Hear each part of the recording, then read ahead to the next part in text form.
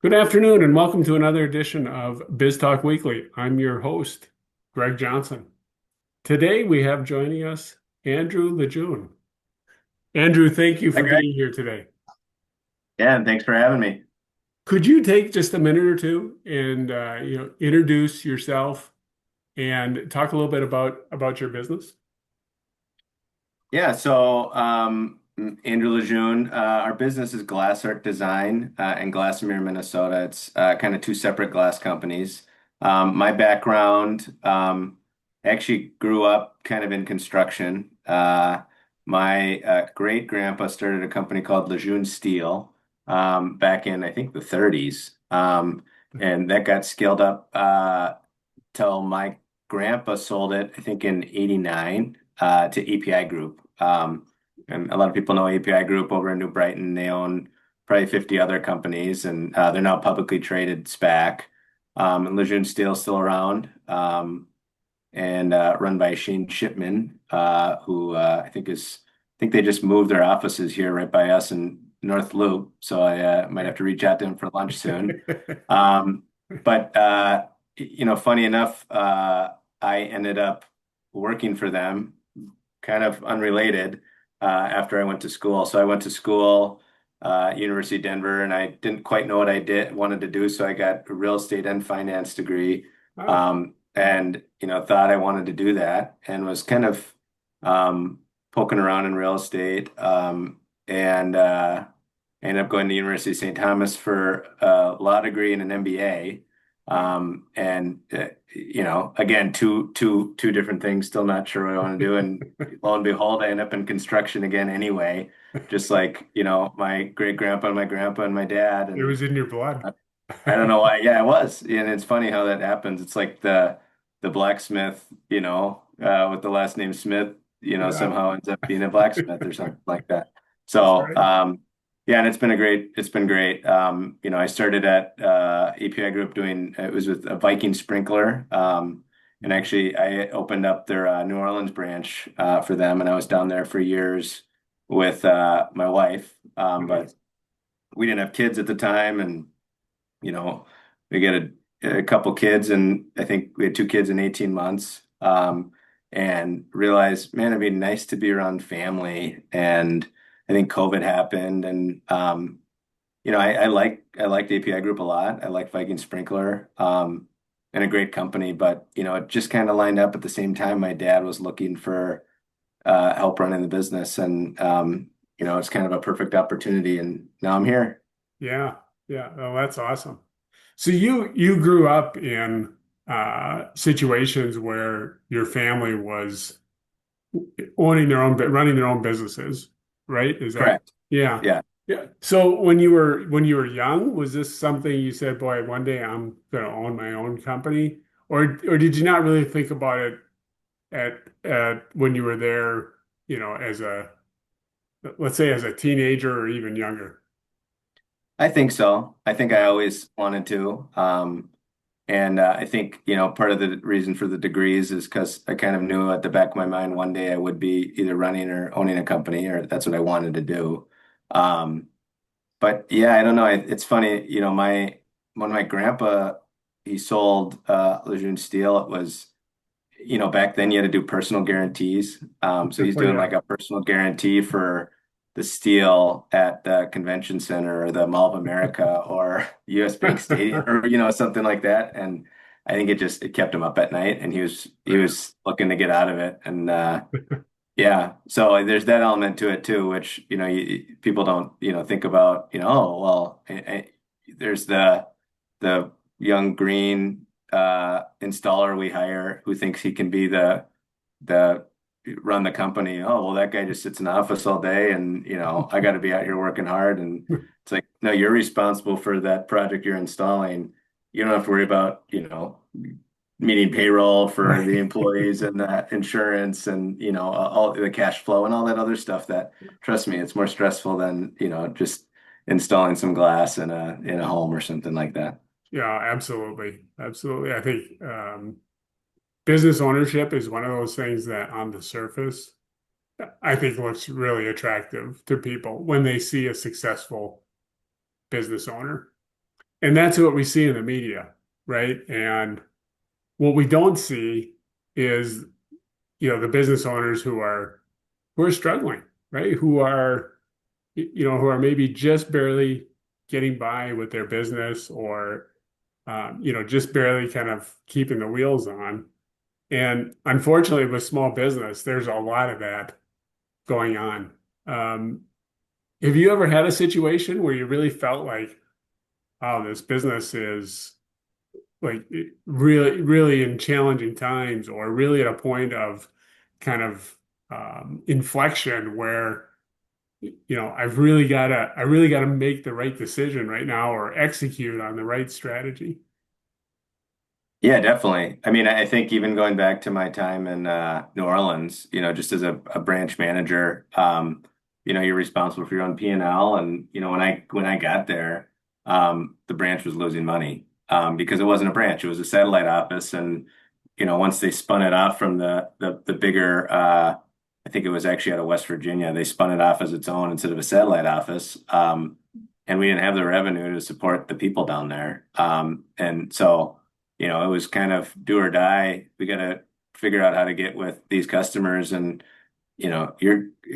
that's kind of, I think, where I got a little bit better at developing those relationships and finding those customers, which has served me well here. But, you're trying to get into oil refineries or large hotels downtown. And, down in New Orleans, it's oil refineries and hospitality are kind of the two main businesses. And, yeah, there's some times there where we were just, wondering if we were doing everything right, and if we could make it in these big, and these refineries take years to get these contracts because Right. it's a big thing, and there's high barriers to entry, and you got to be very vetted. So there was never a sure thing. You'd get the meetings and you'd feel good about it, but even if you get it, it might take another year just to get you in the door. So there were some times there, and I think same thing here. I mean, we've scaled and we've grown, and when you do that, you gotta think about, okay, if we're scaling and growing, you need some upfront investment for the material and the people for that to pay off. Right. And again, you wonder, is it going to pay off? And for us, it has. But when I came here, I'll give you a little backstory on GlassArt Design. So Yeah. GlassArt Yeah. Design's been around for 40 years. And I came from fire sprinklers, right? Fire protection, fire safety. And the thing about that, what was nice is, inspections on your fire protection system are mandated by law. So if you get an inspection contract, you get that every year. It's a yearly contract for recurring revenue. Hmm. And, with the inspection contract, there's going to be deficiencies and service work that goes with it, and it all kind of starts feeding the beast. And then, maybe they do a new build out or a new project, and you're their company, and now you get the big new build. Um, but when I got to GlassArt, there was nothing like that. It was, 40 years ago, two guys who really wanted to do custom glass and stained glass, and we've got these big kilns where we fire mold glass, and they kind of thought we're going to take that specialty market, the casinos and the retail and the restaurants and all these people that hospitality and Hmm. healthcare that want these big glass features, and that's going to be the business. And as they did that, casinos were booming, all the healthcare was booming, and they were doing great. A lot of offices were doing glass, really custom stuff. But you come to COVID, um, and all that went away. And so when I actually joined, it was December of 2020 of this business. So I'm in year 6 now. And um, I just came from this recurring business model. And I said, well, where's our recurring? We don't have it. It's up and down and big Yeah. swings, and you get this big casino job, and it's super decorative and fancy, but then you've got months where you're trying to, push a broom around or try to do something, but you don't want to lose that skill. Right. So we pushed. You look at our customer list, and the top customers were just home builders, because we also do shower doors and mirrors, and so Right. we really focused on that and said, well, why don't we grow that base? which, it's kind of like recurring revenue. You get in with a home builder and you're their glass company, and Right. now they're doing 20 houses a year, and you've got, two projects a month with that builder, and then you keep going. And so we've really expanded into that, and we've also added apartments and neighborhood builders and kind of the more commodity, less custom, less sexy stuff maybe. But it's recurring and consistent, and that's really helped us, weather that, the big ups and downs, and now we're more consistent and, growing with the market. I really like how you said that about sort of this recurring revenue versus where you're having to go out every time and find new clients. And obviously there's some businesses that have a ton of recurring revenue, and then there's others that don't have any. Um, but just talk a little bit about what was driving kind of the thought behind bringing in more consistent client and their revenue versus the big sexy jobs that you were referring to. Yeah, I mean, I think obviously, a big part of it is just that up and down. It's like, okay, if you get a big job, you kind of need to scale up sometimes to to Yeah, to be able to handle that. And it's not seasonal work, but there's, kind of similarities there where, you're really busy for this time period and then it's slow. hmm, Um, and I don't know, I like a little bit more consistency, a little bit more predictability. yeah, Um, and there's not enough out there. I think if we were in Las Vegas, or Miami or somewhere that really was felt that way, then that'd be good. And um, I think we still ship stuff all over the country. sure. But you know, locally, there's just not a lot of that happening. And I think COVID was really the impetus for us to kind of rethink it, maybe pivot a little bit, and come up with a real strategic plan. And you look at those top customers, and it's recurring customers at the top of our pipeline, and all the people here, the fabricators, and I wouldn't say all of them, but there were a few that they'd been working here for 20 years, and they thought we're artists, and we're an artistic decorative company, and that's what we do. I said, okay, well, our top customers we're selling them shower doors and mirrors.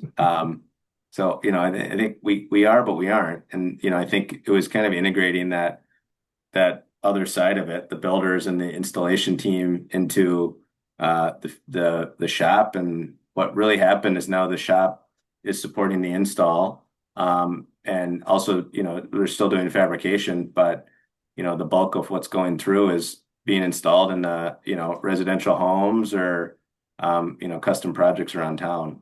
And Yeah, we still do all that fancy stuff, but it's probably the same amount of revenue, but it's yeah, a much smaller piece of it now. yeah. Right, right. Sounds like that has created more balance within Yes. the organization, right? And so you've got that recurring revenue that you can kind of scale towards, and then you've got potentially kind of that big sexy project comes along, and you can Yeah. take that, but you're not dependent on that sort of a job, right? Right. Yeah. And you're going to get that anyway. And you might actually get more of it because what we would find sometimes is we would go to install this custom feature, this custom wall, or some custom project in a nice custom home. And we look around and someone else had done the showers and the mirrors. And so they made maybe just as much or more in that job as we did, but they didn't call us for the showers and mirrors. Right. And, the thought was, well, let's lead with the showers and mirrors, and they know we do all this custom stuff, so we're gonna get that either way. But maybe what happens is, instead of us selling it to the shower and mirror company to install our fabricated product, now we're just doing the full turnkey interior glass for the whole house. And I think in a way that also we work with a lot of interior designers and architects, and Mm. once they see us doing just the showers and mirrors, knowing that we do this other stuff, it almost gives I don't know how many interior designers, but we deal with a lot of them, and it gives them a little bit more of a almost like a freedom, like, oh, we can do this now, we can add this custom feature, which maybe before wasn't even part of their thought process, and now I think it's being added intentionally in the houses a little more often, and we're benefiting from it. Sure, because they know you're capable of doing it, right? So Right. they can maybe be more creative than they would Exactly. have otherwise. Sure. Yeah. Yep. And just talk about you mentioned how you've developed these relationships with interior designers. They're not your customer, right? I mean, or are they? It's a good question. Yeah. It's hard to say, so like if you look at our customer list of our top customers, um, there's probably in the top 25, there's probably no designers on there. Hmm. But um, those designers we were emailing with them. They maybe brought us in to work with the home builder. And we didn't really sell to them. They didn't pay our invoice, but they were the one that brought us on. They were the ones who decided what, the finishes were going to be. They decided, what kind of design was going to happen, what they wanted, the wine enclosure, all these different elements. And so really, we're trying to satisfy their vision the entire time. But the invoice goes to the home builder. So it's kind of a weird relationship in that regard. But I consider them our customers just as much as the home builders, even though we might not have a transaction with them necessarily. Yeah. They're still a design, they're still a big part of it. It's just like an architect. Architects are the same thing. We work with architects all the time, and we're emailing with them just as much as home builders. But we never send them an invoice.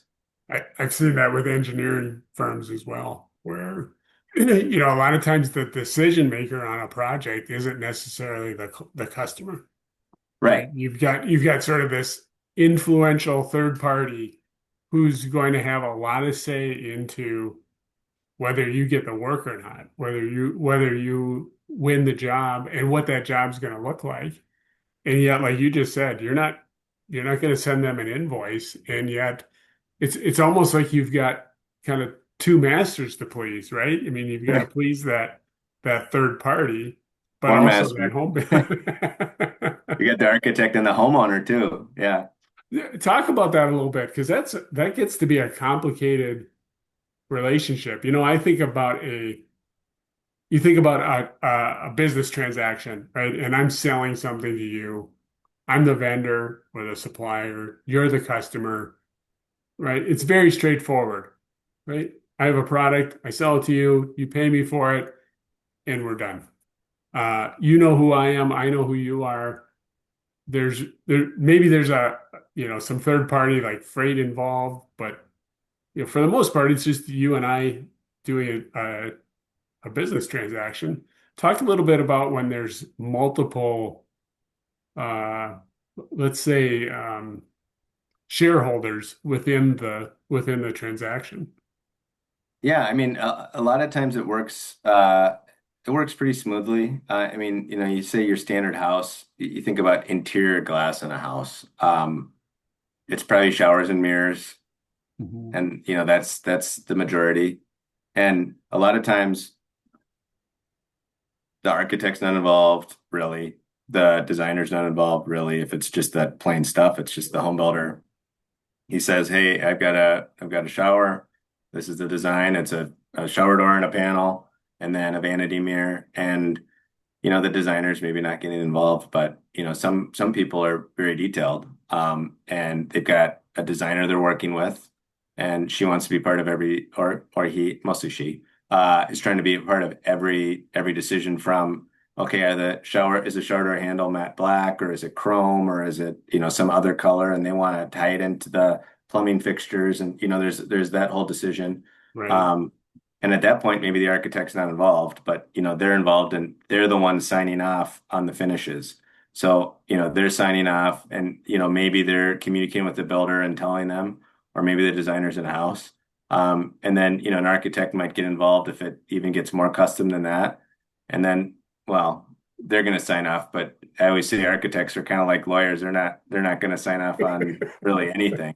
Um, they kind of do, but they also know how to cover their butt. And yeah, the homeowner, generally that's, we rarely are front facing with the homeowners. Right. Usually it's the builder, the designer, or the architect, and they're really handling all that communication, which we like, because it can get kind of a little bit more convoluted. And, if they come to our showroom and see all the customization we do, I think a lot of designers and home builders would avoid doing that because it can kind of, we've kind of narrowed it on some design and this is what we're going to do. Let's get ready to build it. And then they see all this other stuff that we do, and maybe they want to, completely shift course. And they say, oh, actually, I want this door system instead of this one. And now the architect and the builder have to figure out, what they have to put behind the walls to meet code and the blocking and, all that other Right. stuff that goes with it. Right. So Yeah. usually we don't. We had a customer recently where we did everything signed off on, everything was approved. But the husband did the remodel without involving his wife in any of the decisions. Oh my Can you goodness. imagine? Not a good decision. Well, guess what? She didn't like it. And now she doesn't want to pay it. And, that now they're going through the whole thing right there. And man, I don't know what this guy was thinking, but I would never do that. No, I would not either. I would not do that either. Hey, Andrew, just shifting gears here a little bit, one of the things I always like to hear from business owners is I'll ask them a question about success. Like, how do you, when you look at your business, yourself, what does success look like for you? Yeah, I think obviously there's the top of the line, stuff and the revenue, and I think everyone's probably got a similar view of that.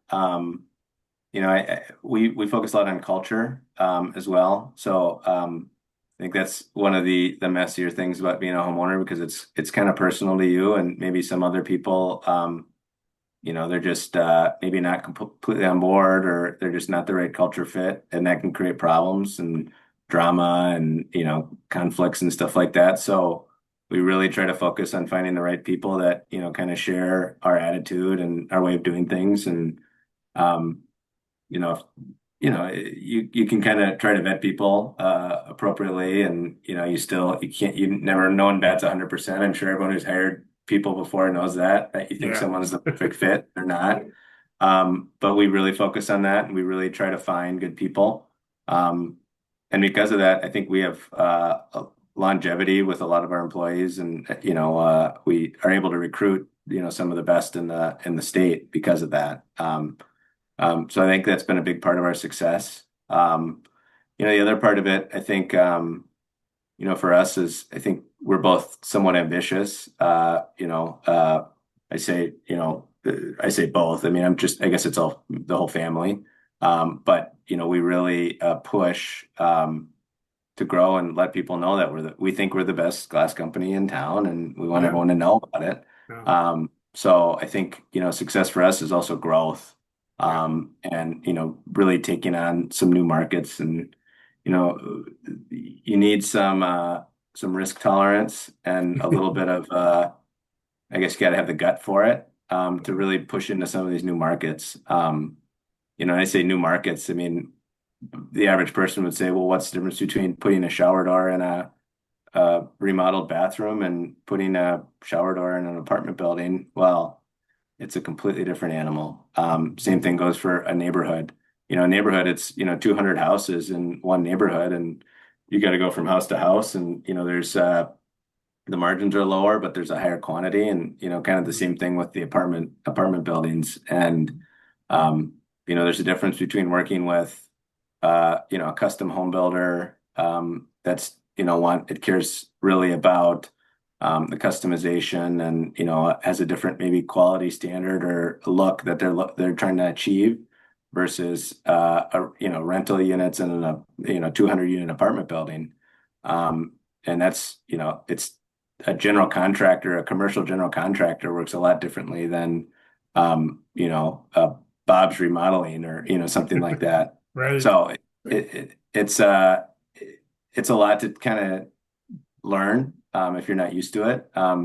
Like I said, so my dad's been in construction, for his whole life. Right. And I've been in construction for my whole career, and I think we both, we're not afraid to do that. But I think success for us is being successful in those tracks, those new markets for us, and actually seeing the growth and building those relationships, which at the end of the day, the relationships and actually having a strong long-term relationship is what leads to the success of the business.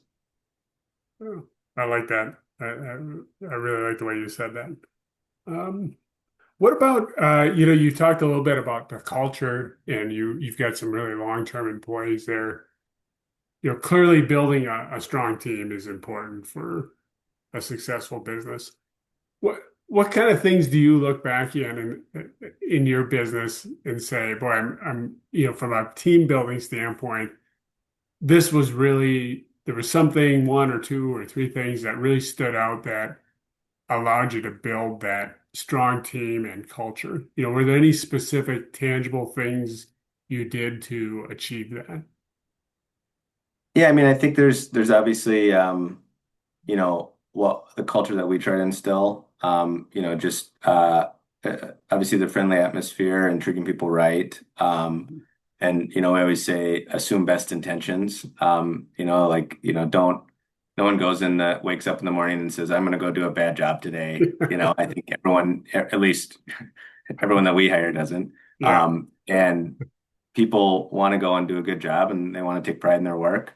Mhm. So we definitely have that part of our culture. But there's also kind of an element that you can just kind of tell with some people. For like salespeople specifically, I think we've had success with people that have strong relationships in the building community.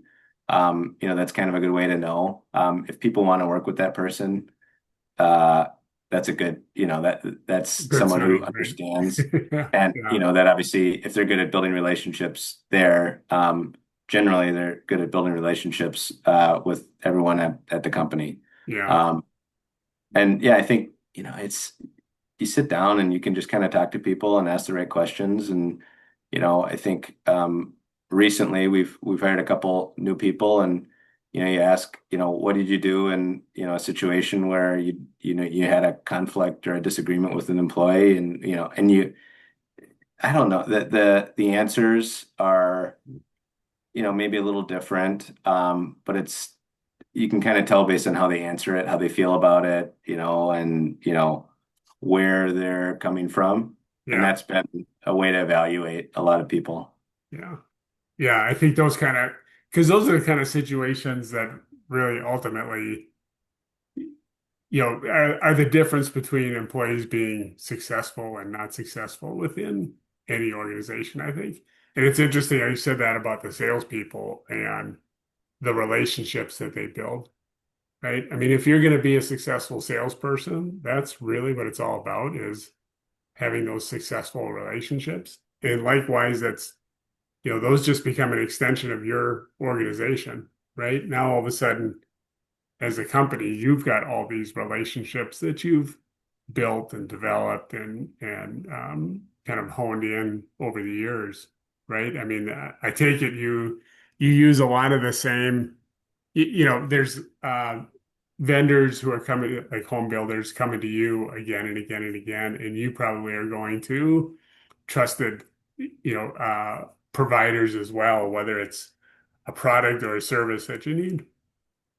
Yeah. Yeah, no, and that's pretty important. I mean, I think for us, we had some outside salespeople that it just, never quite seemed to work out for us. And, COVID was part of it where they couldn't even get in anywhere, right? They weren't able to communicate with anybody, and that kind of helped us reframe some of it. So, I'm naturally, I think, outgoing and extroverted. So I was like, well, I'll try my hand at it. And I've been good on the outside sales part of it, so I'm bringing in a lot of customers, but I can't be doing the estimates and doing the project management of each job and the ordering and all that other stuff that goes with it. Right. So I have to be able to trust that those people aren't going to lose that customer once Yeah. we brought them in, and we haven't. It's been successful, and it's also trying to evaluate whether the personality of that builder or that company that's coming on is a good fit for this salesperson or this salesperson and the type of work they do, and Yeah. we've had a lot of success doing that as well. Excellent. That's good. That's good. What do you think, Andrew's been, when you look back at your business ownership career, is there any kind of a big misconception that you think people have about business ownership? Or did you have any kind of misconception about what business ownership was going to be like? What you thought it was going to be versus what it really is. Yeah, I don't know if I have a misconception necessarily. I mean, I think I don't think I really had a strong opinion about what it was Okay. necessarily. Mhm. Like I said, my great grandpa was a business owner, my grandpa was a Yeah, business owner, my dad, like I've you kind of saw seen it. it. Yeah. Yeah. But there is the back end stuff that, I think like I said earlier, that the guy, installing the glass in the house and, thinks that, oh, well, I can just go, I could be the president or something. Which, okay, well, you don't have to deal with the HR drama of this whatever thing, or you don't have to think about cash flow or Right. payroll or vendors and one thing that happens is that if something goes wrong, if it's big enough, then you got to deal with it, and Yeah. that's always it happens so rarely, thankfully, where we have to deal with that. But sometimes it'll happen none at all, no big problems for 3, 4 months, and then one day it's just one of those days Yeah, and the rain you starts got falling. three or four that all stack up, and you got to deal with all of them, and Yeah. that could be a long day. Yeah. You're trying to be fair and be respectful and stick to this is what we agreed upon. This is what the tolerances are of the industry, and you try to go through that, and maybe they're getting pressures from their homeowner or they're getting pressures from the Sure. architect or something like that, and you got to be able to navigate that and that can be, there's that kind of back end stuff and those bigger decisions, which can be a big dollar decision. Absolutely. And I think you have to have kind of the fortitude and the I say the gut for it. Some Yeah. people, might just decide that they're just going to be mad and yell about it and destroy that customer relationship. But that's kind of short-term thinking, and you obviously want to do what's fair, but also, stick to your guns and, try to find a solution that pleases everybody. Right. So Right. I think some of that back end stuff is a kind of a misconception, and you don't think about, you think, oh, well, that person's sitting in the office and they're making more money and they got it good. Um, Sometimes I see the guy, sweeping the street, and I'm like, that doesn't look very stressful at all. Like that would be nice to be out there in the sun and no care in the world. But I'm sure everyone, obviously everyone has their own stresses and different things in life. But you don't think about going up to having more responsibility is not always there's a lot of downside to it too. Yeah. Yeah. That's not for everybody, right? Just like business ownership isn't for everybody. And I think you just brought up a really good point that, as the business owner, like the buck kind of stops with you. So there are times where you've got to be, I would say, very um, careful or smart about how you're going to deal with kind of doing some conflict resolution, right? And it's not always just necessarily bending over to the customer because I know there's always the customer's always right terminology, and we all obviously we want to make our clients happy, right? But there's got to be some. you've got other kind of interests, folks relying on you, like your employees, right? If you're constantly bending over and sort of giving in to the customer, how's that going to impact the business? Is the business going to be less profitable because we're giving stuff away? And all of a sudden, are we putting our employees in an awkward situation, right? So I think being able to stand up and again, not be argumentative because that doesn't really solve things, but being able to be, very diplomatic maybe is the right word to say, um, in making sure that it gets to be as much of a win-win as possible. Right. And sometimes you're trying to you maybe please the customer, but your guy who slaved over this job for 40 hours, and now they want to rip it all out and throw it away, and now he feels betrayed and that you didn't stand behind him, and Exactly. there's all different people involved in the process that all have a stake in it, and you're trying to do right by everybody. Yeah. Yeah. And I do think that can be a misconception amongst folks who are thinking about business ownership. Normally somebody's going to business, they've got a passion about something, right? They're really interested in whatever it is that they're starting their business around. But then there's all these other, like you call them sort of the back office or all these other support functions that have to come together, to be able to run a business, right? And like in your case, I'm sure you've got HR people, you've got operations people, you've got quality people, right? You got finance and accounting people. All of that's got to come together, and everybody's got to work together and in sync to really make the business run effectively. Yeah, absolutely. Well, Andrew, if you were sitting in front of somebody who was contemplating starting their own business or buying a business, what kind of advice would you give to them? Yeah, it's a good question. One, you gotta have the stomach for it. Um, you know, uh, I one like how thing you you'll say talk that. if you talk to most business owners, they're going to talk about sleepless nights. There's always something there, and you've got a personal stake in it, right? You've got your livelihood, but also your future and into this business, and there's some big decisions that maybe need to be made, or some stuff that you can worry about that might really sideline things or go poorly. No matter how well you plan, at least definitely in construction, we always say it doesn't matter how well you plan, it's construction and schedules change, and that's just the nature of it. Um, but I also think, if you're going into business, I think I've talked to like a lot of searchers like search fund people that are looking to buy a business. Yeah, I think that's become more common lately. yes, Um, it has. and I've got a friend who puts on happy hours with a bunch of searchers, and I always like to meet and talk to those people because just interesting people with different perspectives. And one thing I found is there's a lot of people who maybe worked at a as a financial advisor or like a kind of a mergers and acquisition type role, and they see it all day long, and I think, well, I can do that. I know the numbers inside and out, and a lot of them are really good. They're CPAs or they're really good accountants, and they really do understand the balance sheet and the P&L and how to run a successful business. Um, but a lot of them think, oh, well, I'll just increase the price and scale up with some sales team, and we'll be good to go. But that's not even the hard part of the business.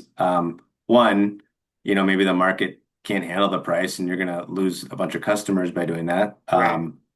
And maybe your salespeople can make up for the difference. But there's also that people element that is usually the most complicated part, because people are usually the more complicated part. Um, it's Yeah. the person who's got to go pick up their kid, or their kid is sick, and now you can't show up to the job that you promised the contractor that you're going to show up to and get done this week. Like different elements of that, and trying to deal with the human element of it. Um, but then I also say the the best business owners that I know are also developing relationships Mhm. constantly. And that's one thing we really focus on. And I really dove deep. Like I said, we had that outside sales presence, and we just weren't growing in the way that we wanted to. And I Mhm. said, it's kind of like, all right, well, I'm gonna roll up my sleeves and do it myself, and I'm gonna go all in, and I'm gonna join every trade organization related, and try to meet these builders, try to meet these architects, try to meet these designers. And that's been all the difference for us. And I think, it's different to, sit behind, your P&L and the financials and, tinker with the pricing and, tinker with operations. But, if you're not out there developing those relationships, meeting with your vendors, meeting with your customers, meeting with all the other stakeholders, you might see an increase in the short term, but you have to develop those relationships and be good at it to be successful in the long term. Oh, that was really, really well said, Andrew. Thank you. Well, we really appreciate you having you on the show. I can't tell you how much I enjoyed hearing about your background and your story. So thank you. Thank you very much. And thank you. Yeah. This was another edition of BizTalk Weekly. Until our next episode, thank you for watching and check us out on YouTube, BizTalk Weekly. Thanks.